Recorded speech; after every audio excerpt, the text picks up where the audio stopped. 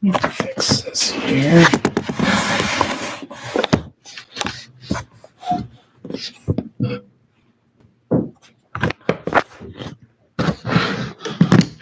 Really gotta get a better setup than this.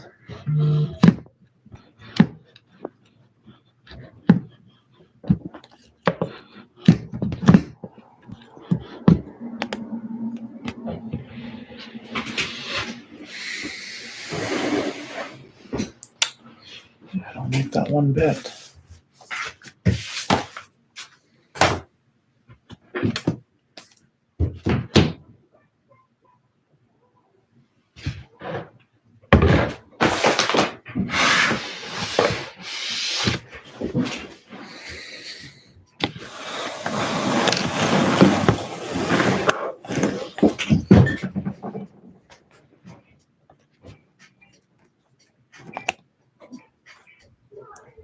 There, it's a lot better.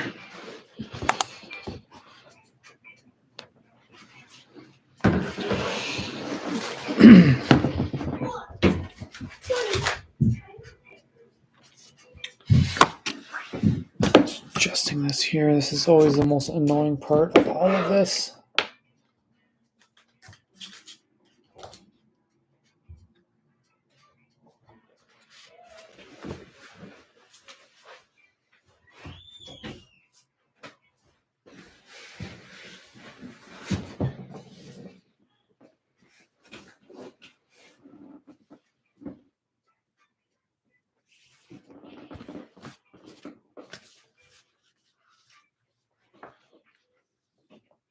All right, how's it going, guys?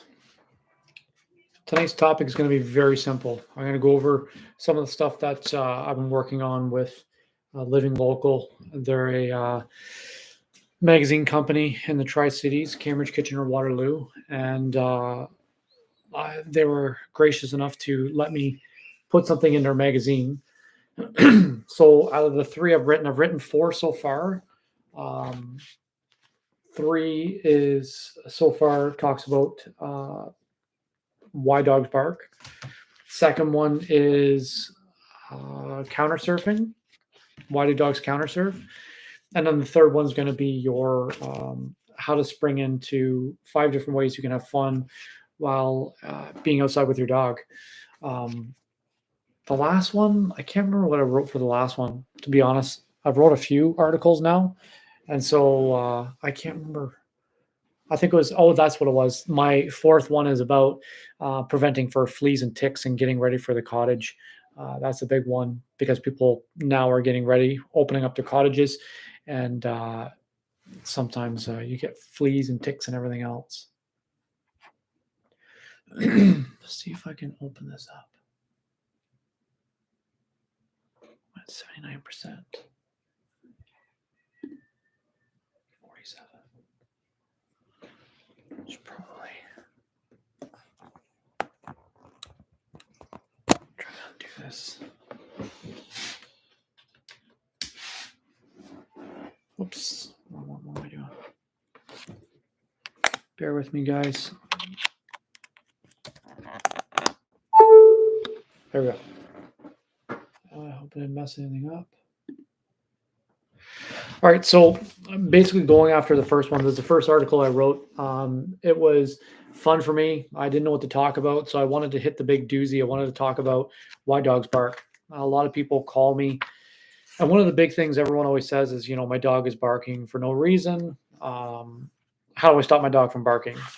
And the biggest question is why your dog is barking. So one thing I talk about in this article is, ask yourself why your dog is barking. And you can check this out if anyone doesn't live in the Tri-Cities, livinglocalmagazine.ca. You can find yourself a copy. You can download it, and you'll be able to see everything I'm talking about. But when it comes to barking, that's an important one because always ask yourself, is it attention or is it for fear? Why is my dog barking?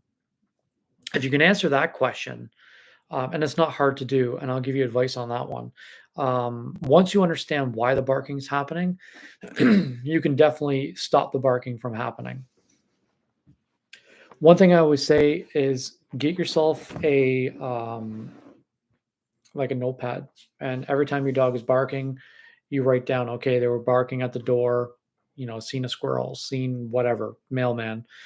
And then you can track it. Okay, well, maybe there's something that's causing that, fear-based reaction. Did they have a reaction with a person coming in or whatever the case may be, versus if it's attention. Another big one is dogs who stare in your face and bark, bark, bark. Oh, they want attention. As long as I give them a little pet, then that's attention based. And most times, dogs will look for two things: attention or rewards. And so, when it comes to the barking, if they're barking at you for attention, the one thing I always say is make sure you do attention management. Try not to give a dog a win by doing that. And it's not necessarily win, just dogs only know what you've taught them. Obviously, behaviors and stuff and traumas play a factor, but for the most part, if it's attention seeking, if I jump up, I get something for it. So whether it's good boy, good girl, petting, or get off me, all of that is still information fed back to your dog. So I'm a firm believer on managing the problem by giving them nothing. And so if a dog is barking at you, first ask yourself again, is it attention management? Do I need to focus on ignoring it? Because I don't want to play into it. If I play into it, then my dog's going to keep doing this behavior. And then we're leading down a pathway of every time I sit down, my dog's barking in my face. That's something that I would be looking at first and foremost. If it's something like your dog is barking because it's fear based, that's when I kind of dive deep on how do I correct that problem? And so correcting the problem, first off, addressing it. If it's someone at the door, then I'm going to build up to answering the door first. I'm going to build up giving my dog positive reinforcement, putting them in a situation where I can challenge them and give them some exposure therapy without actually seeing a person at the door. That's one thing I do. Another thing I would probably try to do is stimulate a bit, where once you get your dog to have a choice, basically you can bark at the door or you can check back in with me and you get more rewards for that. Um, but again, it's all breaking it down to a process. You'd have to see the specific dog and the specific needs for that. Um, but it's understanding that why my dog's doing it. If it's negative, we can usually break that habit. If it's attention seeking, we can definitely break that by not playing into it. It's just a matter of being patient and being consistent. Every day that goes by and you feel like, oh my God, I'm overwhelmed and this is happening, it's a day that your dog is definitely going to react even more. But yeah, that's what I wrote in the first book. And this magazine here is great. I have a good time reading it. There's everything in it. Budget friendly stuff, ideas, definitely worth a read, definitely worth checking out and downloading. Bear with me here. Someone's joining on this side here. I'm running both YouTube and Instagram, so bear with me for a second. And my little guy's still amped up. We went to get a haircut tonight, so he's a little bit amped.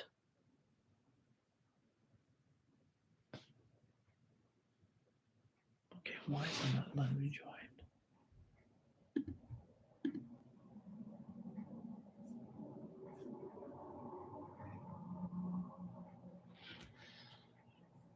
I don't know why it's not working.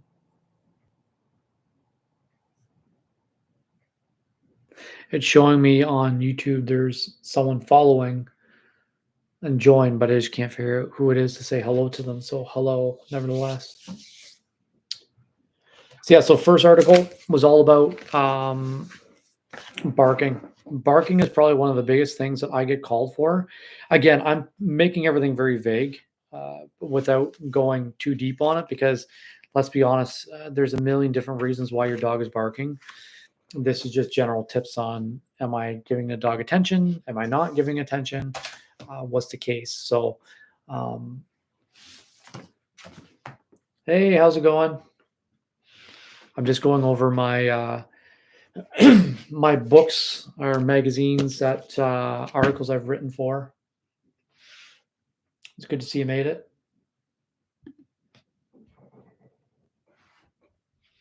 For some reason, it won't let me see when you're online. Like when people go online, I'm having a hard time with YouTube. It's not telling me when people are online.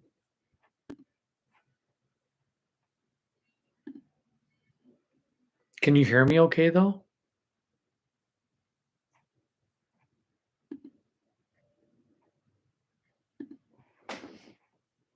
Oh, perfect. Then that's golden. I don't know why it's not telling me either way. Basically all I've been talking about so far was getting your dog to stop barking. Is that I feel like that's one of my most common things that I deal with is stopping your dog from barking. It's always a problem, whether it's being, having someone come to the door and the dog's barking like crazy, or just barking at random stuff that's just annoying as all heck for people.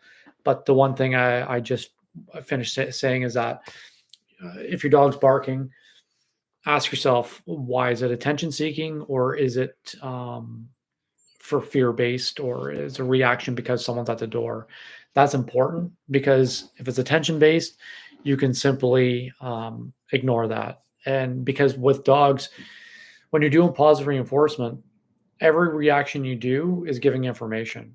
So when you're reacting good or bad, oh, dog's jumping up, get down, all that good stuff, you're giving information. So with that, when a dog's barking, typically, I don't even know where my fake dog is. My dogs are in bed right now, but so basically, dog comes in, barking in your face, and everybody's seen it. You're sitting down trying to eat a meal, and your dog's barking in your face.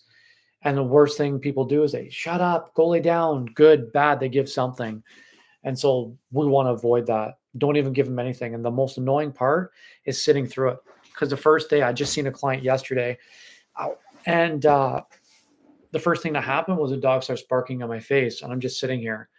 And they're like, "Isn't this driving you crazy?" I'm like, absolutely, it's driving me crazy. But every time I react, that's going to give the dog information on whether or not they're winning that battle with attention seeking. So it's always important that when you're paying attention to your dog, it's on your terms. Make sure that you're the one that's starting it. And it's not that you have to ignore your dog all day. I'm not saying that. It's just one thing I always tell my clients is treat your dog like you're simmering a stew. If the stew is boiling, you want to turn the heat down. If it's not boiling, you want to turn the heat up. So if you find your dog is amped up and you just are too tired to be amped up, calm your dog down by going a little bit lax. And that's basically what I put in the first article for Living Local.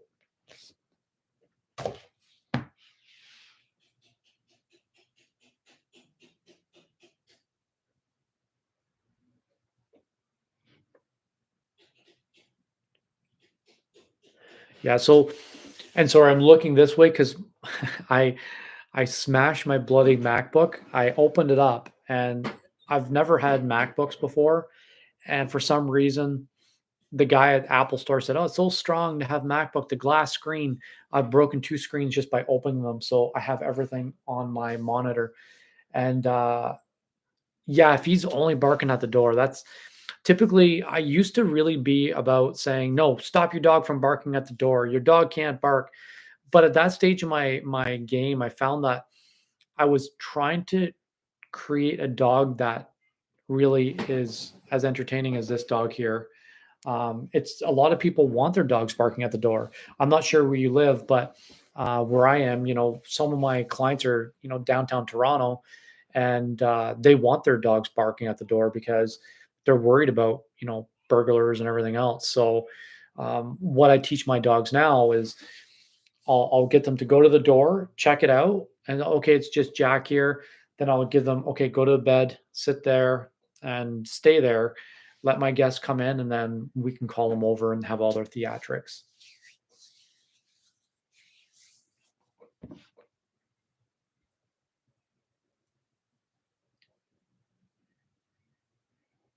I'm still having problems. I don't know what's going on here. I can't figure out this Instagram. I'm doing two at once, so it's hard to keep track of. See, it shows someone else. Hey, I'm not sure who joined on YouTube. It doesn't show me who's on, so hello and welcome. We're going through living local. I just talked about the one, and I got two more that we go over.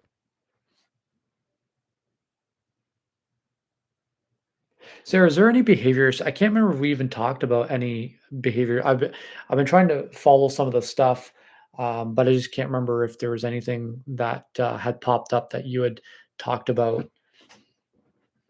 I can't remember if there was issues.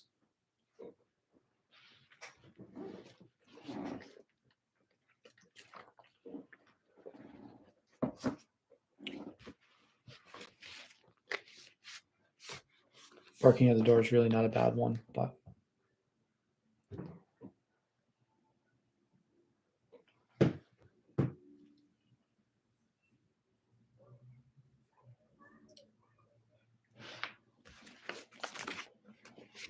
yeah, for some reason my YouTube is not showing me anything. So I get like some notification and then nothing. Oh.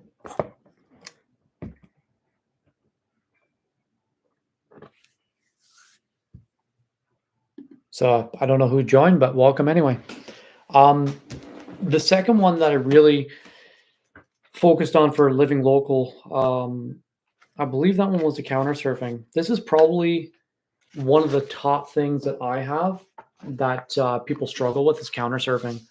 And so anyone just joining, basically I've written 4 articles so far for these guys. I've written articles for other companies for basically shelters. There's another one. I'm drawing a blank on the name. It's for groom shops and then a boarding place. And so a few of them want to have these articles. And so when I was presented with this with Living Local magazine, and if anyone doesn't live in the Tri-Cities or even know what the Tri-Cities is Kitchener, Cambridge, Waterloo, look up livinglocalmagazine.ca. They have all sorts of stuff in here. I wrote my second article was how to stop counter surfing. This seems to be a big problem with a lot of clients, especially with bigger dogs. Is one of the biggest problems I have, jumping up on people and then counter surfing. And basically, all I've written in the magazine was it's going to be basic. I'm not going to dive deep on every situation because it always leads me to, well, my dog is different because of this situation. So I try to make it as open-ended as I can, and hopefully that helps. But basically, the first thing I try to do is, again, manage the problem. Have a clean countertop. Don't have anything on your counter. Hey, Julia, how's it going? You want to have a clean countertop, making sure there's nothing on there that your dog can get to. Again, you're going to hear me use words a lot called extinction. I work with extinction, and simply put, extinction is just stopping a behavior by not doing it anymore. So, like jumping up, if I don't react to it, then chances are they're not going to get that information that, hey, every time I jump up, Jack does this. So it's the same with the counter surfing. What I typically do with counter surfing will be I'll start off something simple where I'll take a treat and maybe hold it over the dog's head. The dog's jumping up, jumping up, jumping up, sits down, and then a reward. Now, the tip on that is making sure that you don't reward too quickly. Because if you reward too quickly, your dog might think, okay, if I jump up 3 times and sit down, then I get the reward. So you have to fine tune when you're doing it, making sure that you're not rewarding too quickly. Typically, I say 15, 20 seconds, but every dog is different. And what I do there is, again, hold the treat, jump up, jump up, jump up, sit down. Okay, 1 Mississippi, 2, get the 10, 15 seconds, and then reward. And then we're slowly going to start making this boundary around the counter. So you start off with that, then you start off maybe putting it on a plate or a napkin, and then I would be moving it closer and closer to the counter. Because you've already had a perfectly clean counter and there's nothing on that counter your dog can get, they've already lost interest in it. They've already said, okay, well, there's nothing here for me to grab. It's less likely I'm going to keep doing it because there's nothing there for me to grab. But then when you're training them to sit down, you're not reacting when they do the jump up. You're only reacting yes right away as soon as they sit down. And so again, you transfer that closer, closer, put it on the counter. By the time it hits the countertop, your dog naturally should be sitting down before their first instinct is to jump up. So in that one there, that's a little bit tricky of a conversation because every dog again has different thresholds. And with thresholds, I mean one of the biggest uh, underrated topic for dog training is threshold. When we talk about threshold, um, oftentimes people think that it's a switch, right? Light switch. Dogs are just going to get it and then they're going to forget about it. And it's not the case.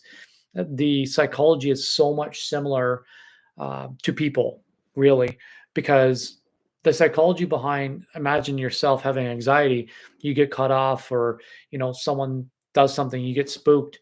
Well, that elevation stays high for quite some time. So in a dog's head, if they're elevated, then it's going to be harder for them to get off the ledge.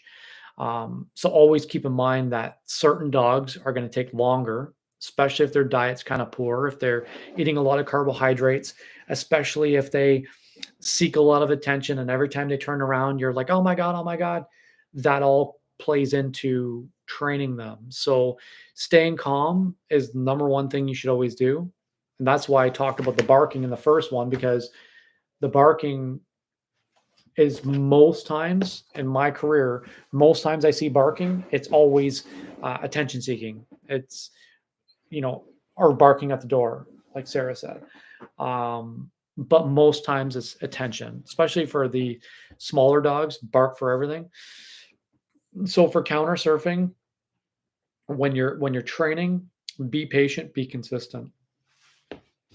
And does anyone live anywhere in the Tri-Cities? Like, has anyone seen Living Local magazine or checked out livinglocalmagazine.ca?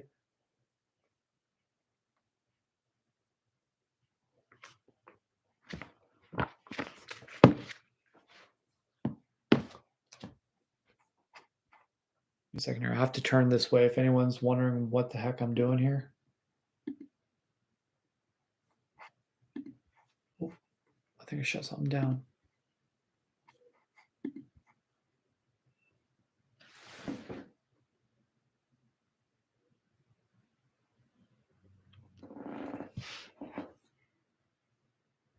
Yeah, for some reason, it's not showing me anything on here.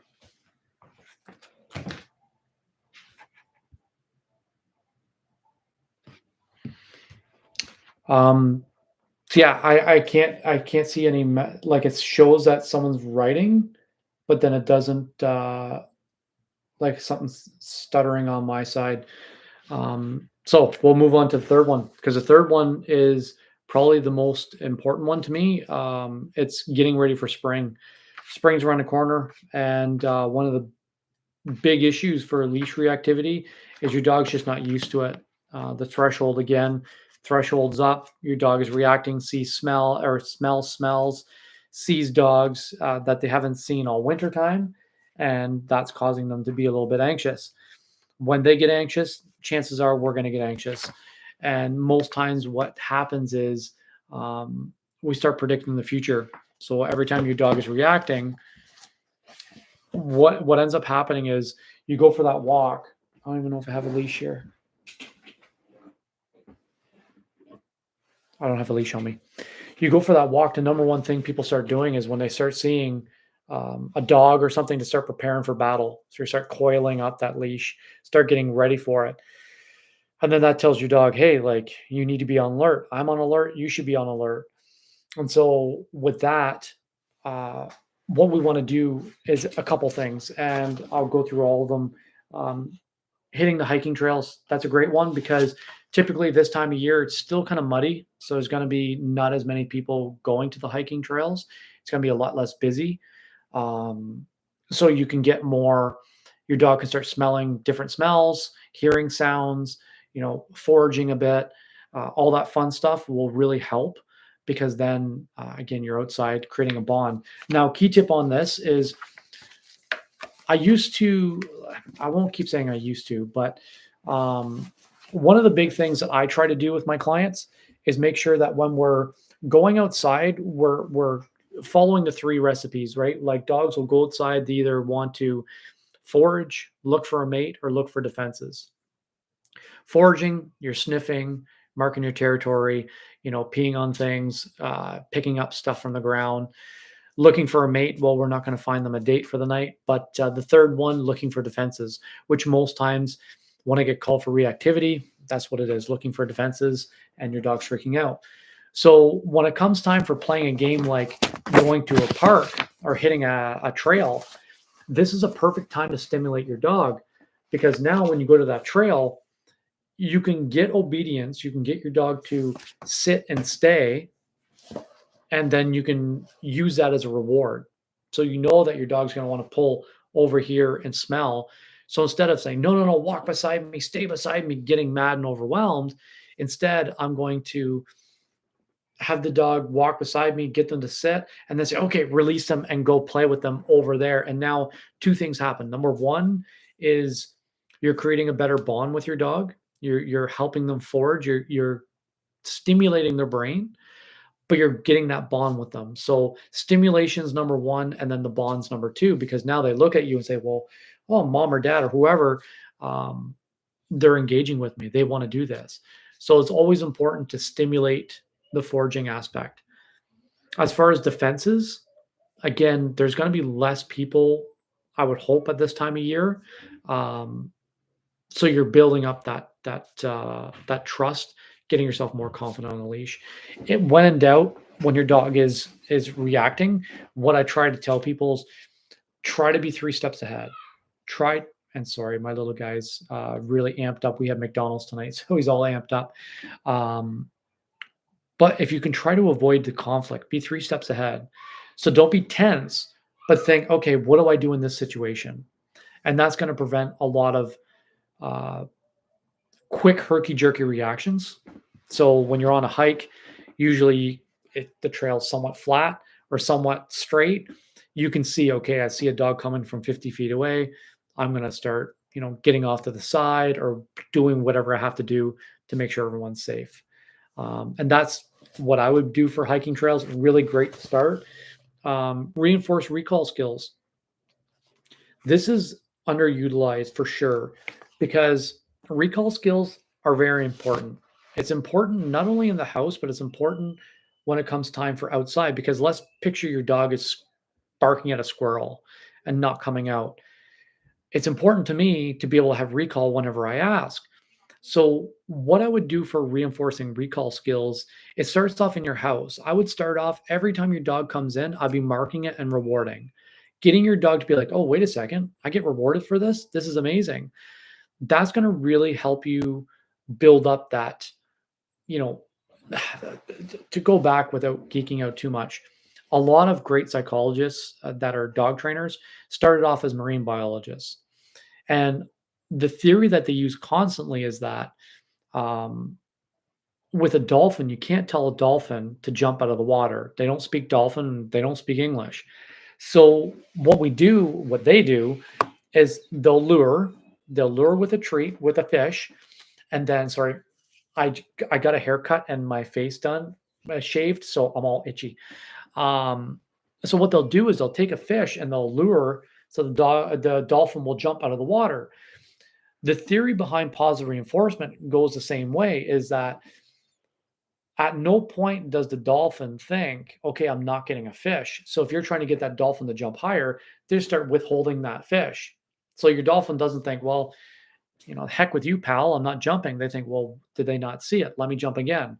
Still didn't get anything. Maybe I got to jump higher. And that's what creates that shaping. And so the same goes true with the dog. If you start reinforcing every time they're coming in, you start, yes, good job. Here's a treat.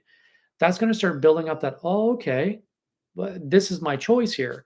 And that's going to help build that up. So when your dog is in an overwhelmed situation, when you've practiced this 1,000 times, providing that you're doing it properly, your dog should be looking back and saying, oh, yeah, that's right. Here's my choice. This is scary, but mom or dad or whoever is back here giving me choice. And sorry, my daughter's screaming to the high heavens right now. So I do apologize. Can you guys hear it? I'm sorry if you can. I can't stop her. That's the one thing I can't stop. I can stop a dog from barking, but I can't stop a 9-month-old from screaming happy thoughts.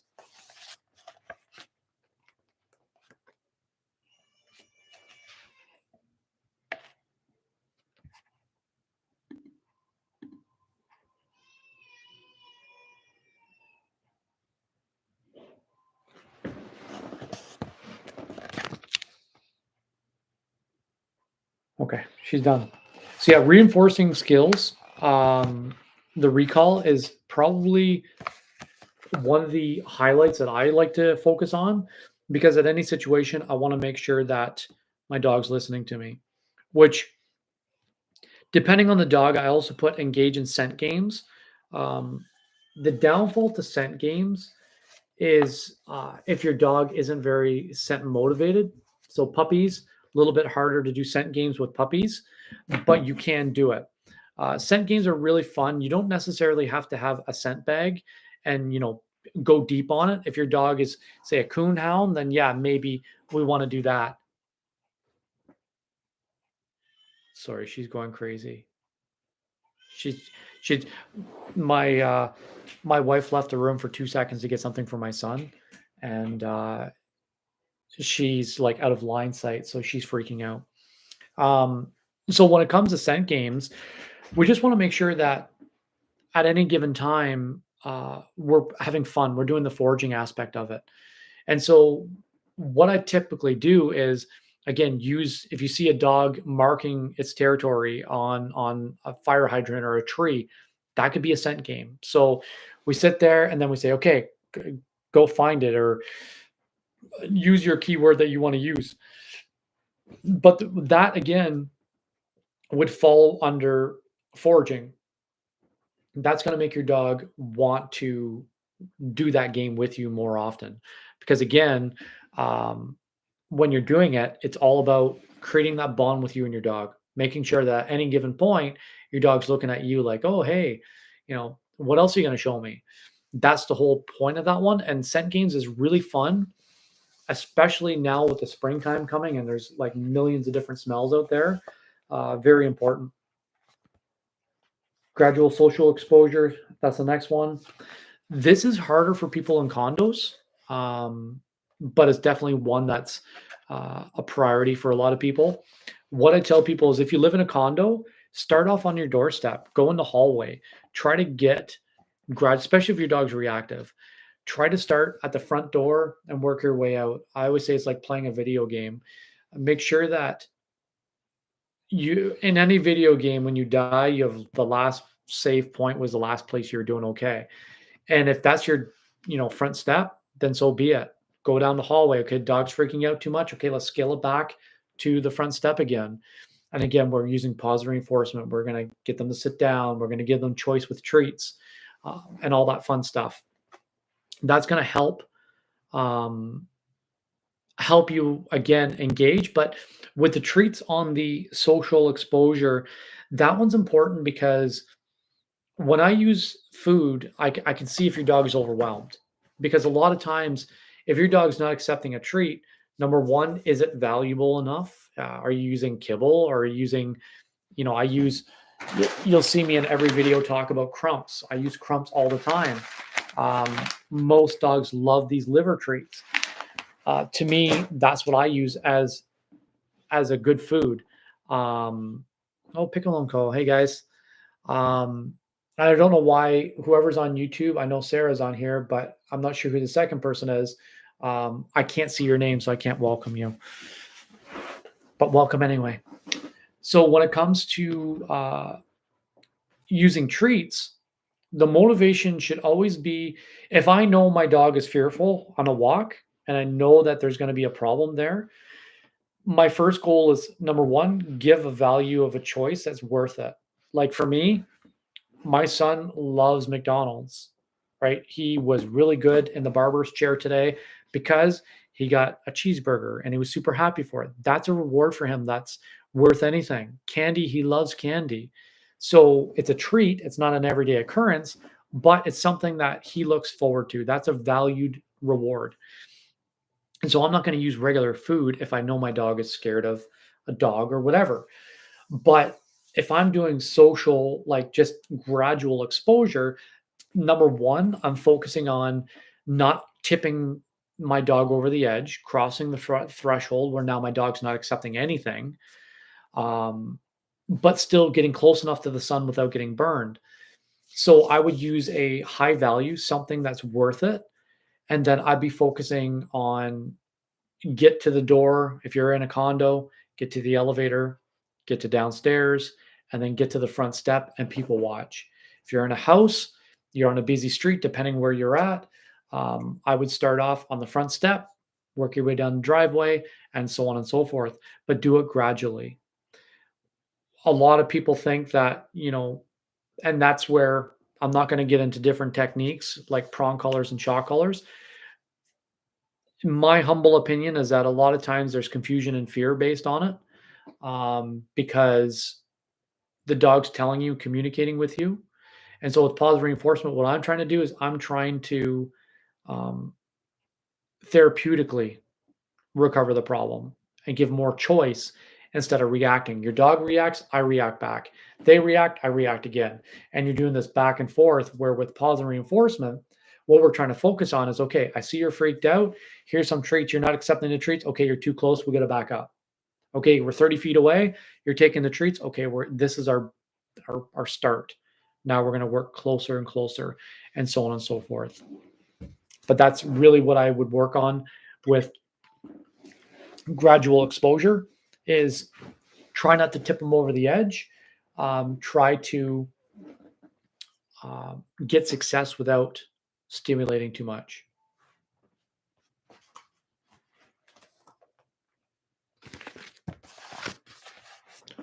Sorry,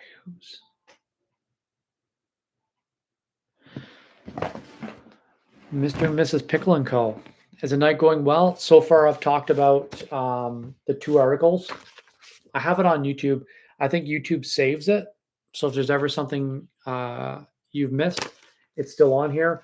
But basically, the 2 articles I've written so far are 3: how to stop your dog from barking, what was it, counter surfing, and then some steps to have fun with your dogs outside getting ready for spring.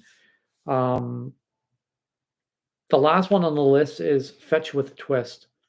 Now, fetch with a twist is getting your dog to play a game with you, again, doing the foraging.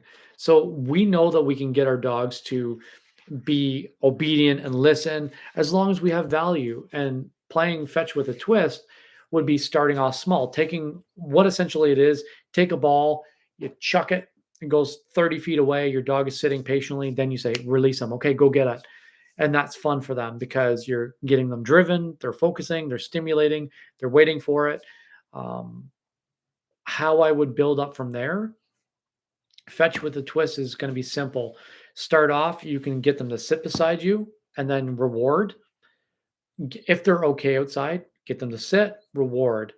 Then have the ball, throw it a foot away from you. If they run for it, grab it, get them to drop it, sit down, haul out the ball again, but this time break it down smaller. Say stay, put the ball softly on the ground, reward. Perfect. Pick up the ball, give them the ball. Then break it down a little bit further. Take the ball, put it a foot or 2 feet in front of you. Get them to sit, get them reward, and then build up from there. The goal is that at any point when you're training your dog, we don't want to just, here, you should know better and chuck the ball because then your dog's just going to do their thing and take off. You got to build up gradually. And that's where the exposure therapy comes in, making sure that I'm not overwhelming too much, and building them up for success instead of reacting in the negative. Again, positive reinforcement 101. But yeah, fetch with a twist is a really fun one, especially for the shepherds. Hounds are a little bit, they're not really, they don't mostly want to run that much, but, or at least run for a ball. Golden retrievers, lots of retrievers. They would love that game.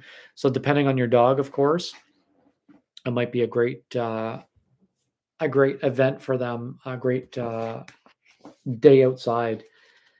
French Mastiffs and Bull Mastiffs and English Mastiffs, not really the fetching type. So Pat and Cassie, you might be out of luck on that one, but you could still get them out hiking, recall, all that good stuff.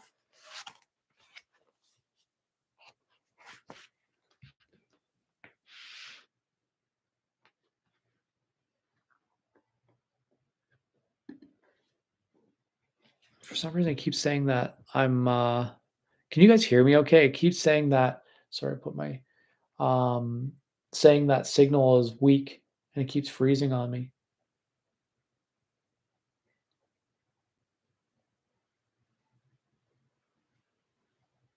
That keeps. Oh, perfect. How's it going, Dave?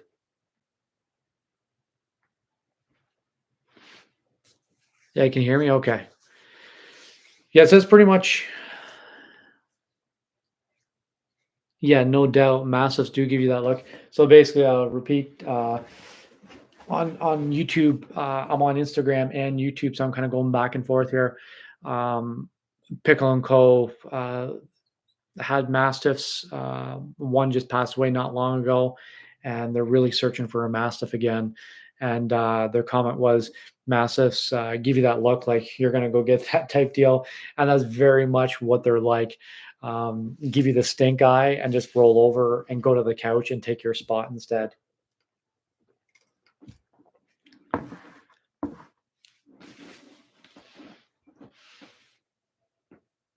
Let me try to turn this. Maybe if I turn this, I can see better.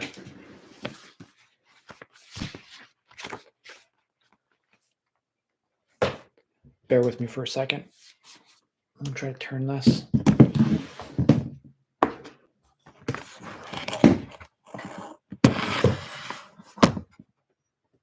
There, I think that works. That's a little bit messed up, but that's okay.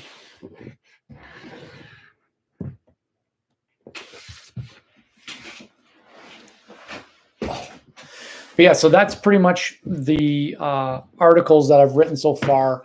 The big one, again, for anyone who's just joining, the first issue was all about the barking, and it's always hard because one of the biggest problems is, why is my dog barking?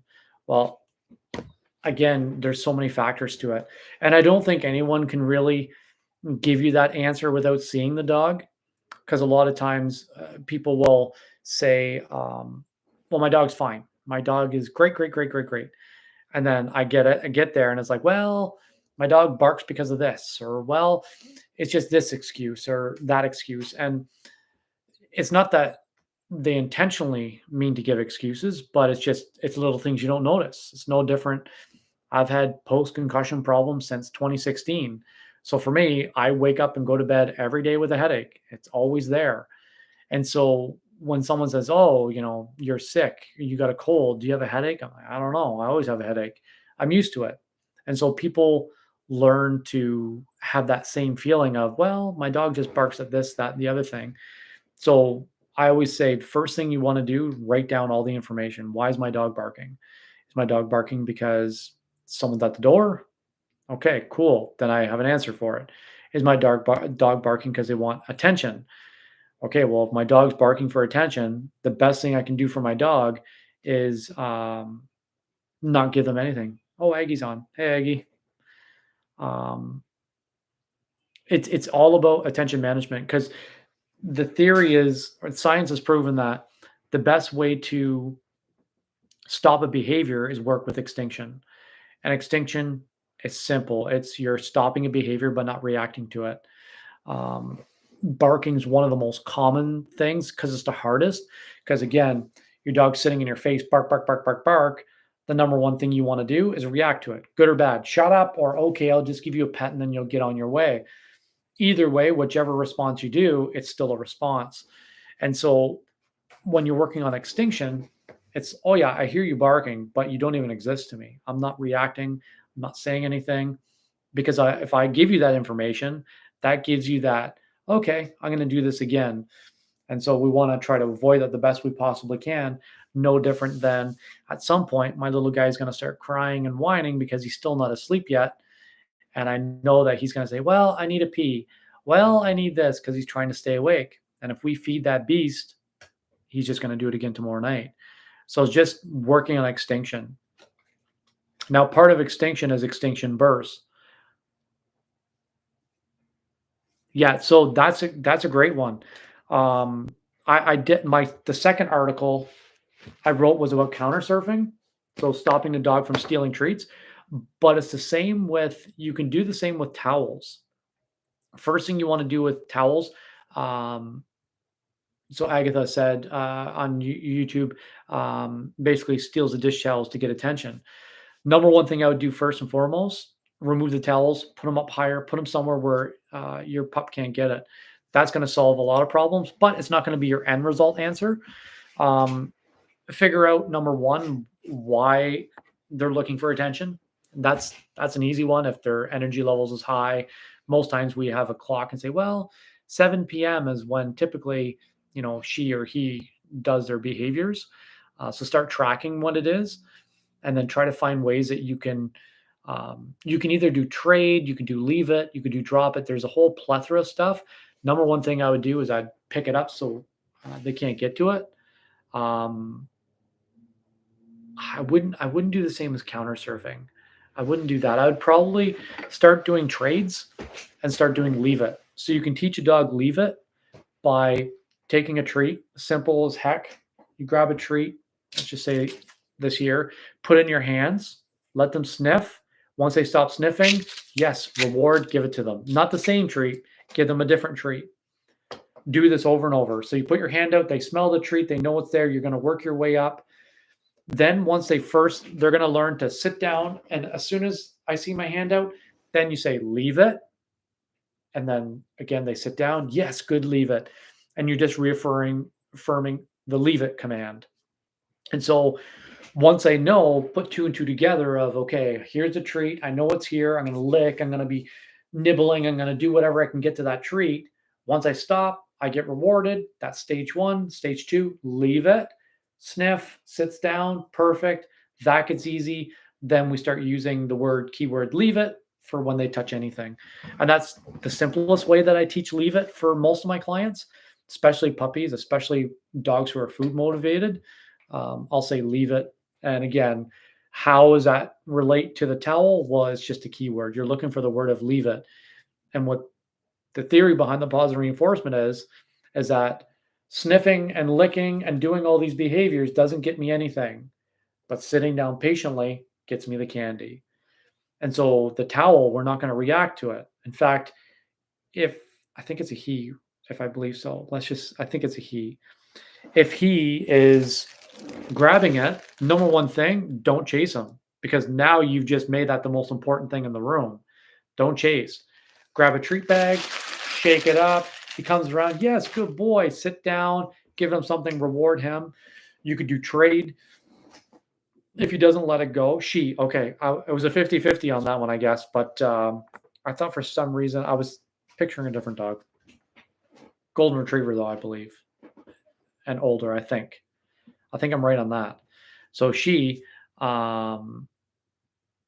you're chasing her around, it's a game.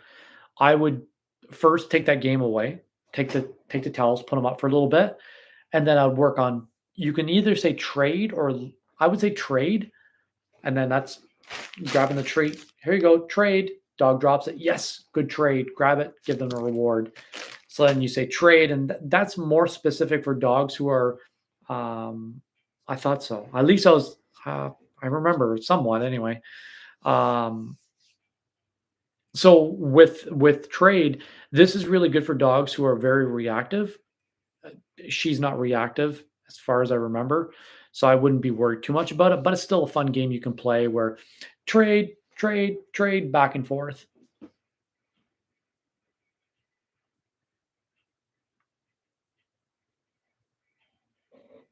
Well, At some point, do you find if so for YouTube saying that she normally ignores her um, until she drops it and walks away, but it's not to say that she's not going to try to do it again tomorrow. Have you ever corrected or anyone in the house corrects? Because that's part of extinction. Everyone's going to do the same thing. So with extinction burst, we have extinction, which extinction is I'm going to stop a behavior by not reacting to it. It is not. It's going to be so boring that you're not going to want to do it anymore. Kind of like a bully. Bullies stop bullying when they realize you're not giving them what they want, so they just stop. So that's extinction. But extinction burst is she will do it and then do it over and over and over again, and even do it more so because there's a chance you may go back to reacting or something, getting a reward or something for it. So extinction burst is one of the most common things after a behavior stops. So I ask that because if someone in the house is reacting to it, that's giving her that, oh, okay, someone's going to react to this. Is it going to be mom? No. Okay. Is it going to be someone else? That sort of manipulation, essentially. They're smart little buggers, I tell you. Sorry, my phone's somewhere and it's going off. I have a phone somewhere going off. Yeah, so if he's reacting, it's key that we both are on the same, like everyone's on the same page, because again, now you're 50% winning ratio, 50% that someone's giving me something good or bad. So if you react to it or he reacts to it, that's where you start finding that you're like, okay, this behavior is not stopping because you're feeding that beast. There's a 50% chance someone is going to react to me, whether it's chase me down, get mad at me, whatever. I'm looking for attention. I don't care what it is. I want it good or bad. So it's important that both you guys are on the same page with that, and that really will help it stop. Which that alone is a battle on its own. Getting multiple people in the house on the um, same page, that's a hard one on its own. So I'll leave you to that fight. Let's see.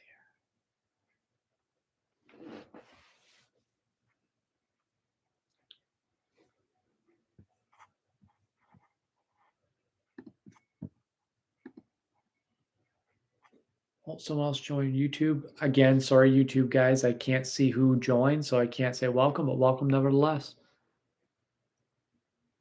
So if she behaves better with him or better with you than him, uh, chances are you're just like, meh, whatever, do your thing. I'm going to ignore you. And that doesn't cause a reaction, right? You're busy at the house, you're doing your thing, which is a good thing because dogs, a lot of times, one of the biggest things, almost the biggest, not pet peeves, but something I always hate is when people say, not hate, hate's a strong word.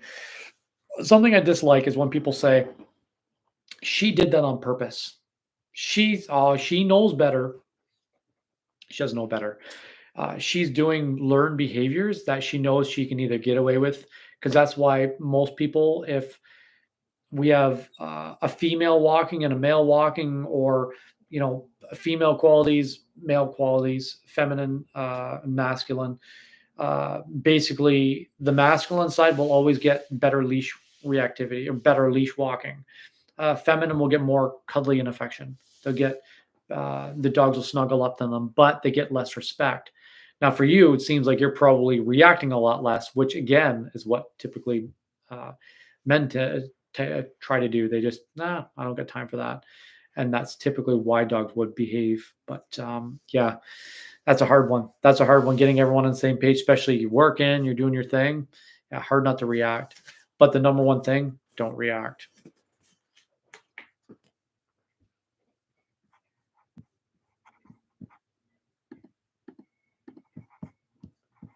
Wonder why.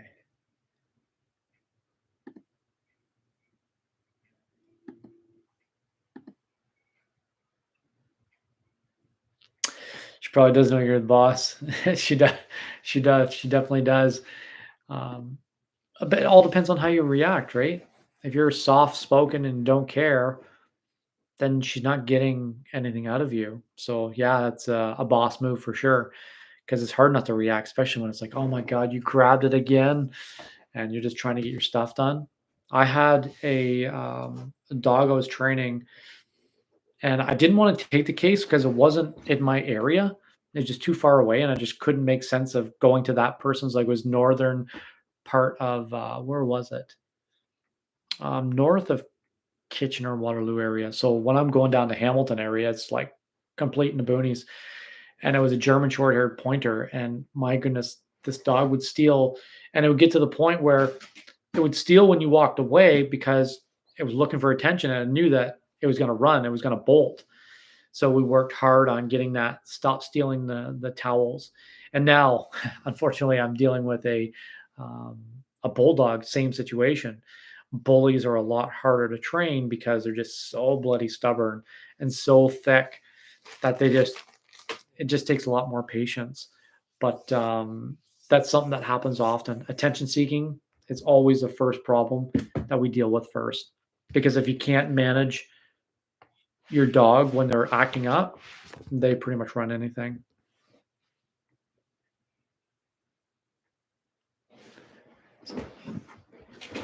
By next week, I'm gonna have to figure out this YouTube thing because YouTube's not telling me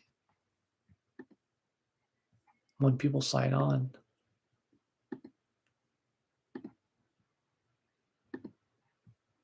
Yeah, it's so weird. It's telling me here, don't mind my finger in the face. Yeah, I don't know.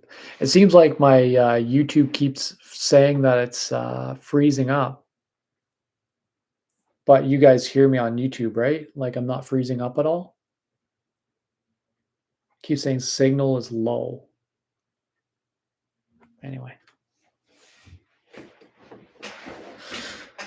So yeah, guys, that's pretty much all I wanted to cover this week. I wanted to pop in. Is there any questions from anyone about their dogs before I jump off?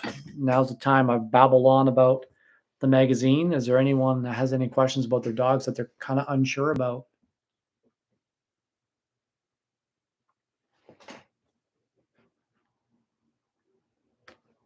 Oh, and did that make sense about the towel thing to do the leave it?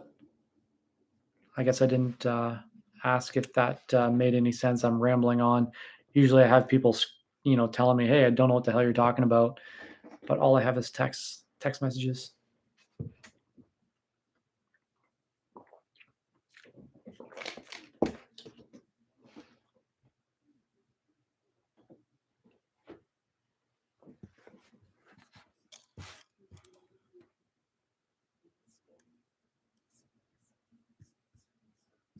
What's going on here?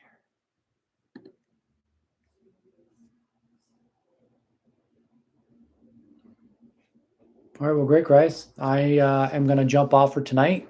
It's on the hour now. Thanks again for jumping on. And if there's any further questions, by all means, shoot me a message. Have a great night, guys.